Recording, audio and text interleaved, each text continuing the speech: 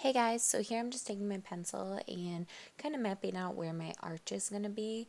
I like to do that before I start. So then I'm just taking it at the bottom closest to my nose and I'm just doing light strokes and I'm just going to make a line at the bottom of my brow all the way through. So I'm starting at the very, like, let's call it the front, and then getting harder, pressing down harder as I get further towards the tail because that's where I want it to be darker.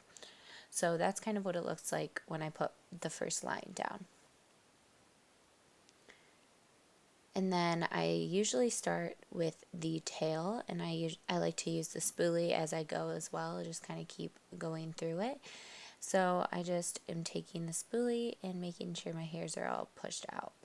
So I'm just darkening up that bottom part there, and then with a light hand, I'm pushing upwards, doing like little strokes upwards at the front of our brow, and so it looks like hair strokes. So you want to make sure you have a very light hand.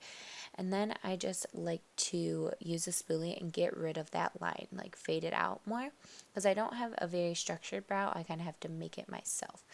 And then I'm going up towards the top. So now I'm going to structure the top part of it. And I'm just making a line, but I'm still doing little feather-like strokes to make sure it looks like brow hair. We don't want to be painting on our brows, but we want to be filling them in so that they look more structured.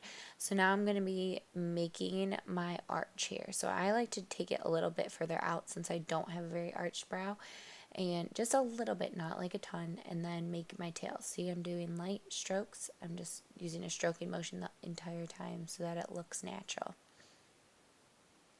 And then, like I said, go through with the spoolie so that you can go back and know where to fill in any other spaces as well. So I'm just going back at the front a little bit because I thought I needed a little bit more. And then the base, I like to be stronger at the bottom than the top. The top I usually like to leave a little bit more natural, but the bottom I like to be a little bit darker. And then, just darkening up the tail and making sure everything is filled in. And then again with the spoolie, I really couldn't do my brows without a spoolie because it just makes it look the most natural. I like to make kind of like a box at the front of my brows, not like super boxy, but like a little bit just to give it more structure. So that's one brow filled in versus my other brow that looks very unstructured and not dark enough, I don't think, for my hair color. So now we're just going to go in with the other brow. My brows are very different shape-wise without any product in it. Oh, and by the way, I'm using the NYX Micro Brow Pencil, and I'll have it linked down below. I use ash brown. So I'm just repeating the same steps that I did before.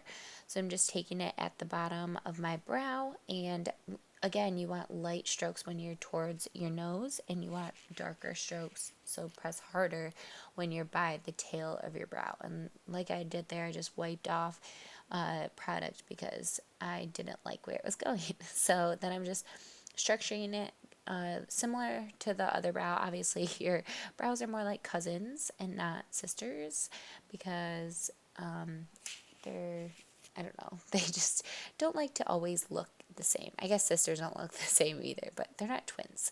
And so then just use a light hand at the front there and then keep going throughout the brow. I don't have a very systematic way of doing it. Like I always do the front first and then I always do the tail second. I kind of just move throughout my brow until I get it how I like it. I do always start though at the bottom of the brow and make that line. That's like my favorite way to do it, just to make sure I have my arch where I want it and everything like that. And like I said, I do build my arch a little bit, but just make sure to make it look natural and only go out a little bit. You don't want to go out really far because then people know that it's not actually your brow hairs. I mean, people will probably know you fill in your brows here too, but we want it to look as natural as possible. So I'm just filling in any sparse areas that I think need to be filled in as well. And like I said, this spoolie is a lifesaver. So that's what it looks like all filled in. And now this is an optional step. I just like to take some concealer. This is the Maybelline Fit Me. And I just take it on an angled brush. And then I put it underneath the brow. This will just make sure to clean up your brows and make them look a little bit sharper and neater. And I just really like how this looks. I usually only do it at the bottom part of my brow and make that part look really neat, because if you do it all the way around, then it's going to look way too structured and unnatural. But if you do it at the bottom, it'll just look like they're nice and groomed and beautiful. So I just take it on there, put a line down, and kind of stroke downwards, and then I blend it in with my finger. This will also help for when you are doing your eyeshadow to have your brow bone nice and highlighted, because that lifts up your brows as well and kind of makes you look more awake and stuff like that. So I really like this step. I think it adds to the whole look as well and just makes you look nice and polished. So I really like it. Again, it's optional, and on a day that I'm hurrying, I don't do this step at all. So it is optional. So after I'm done blending in this concealer, that is going to be the end of my brow tutorial. I hope you guys really liked it and you learned a little bit about how to do your brows.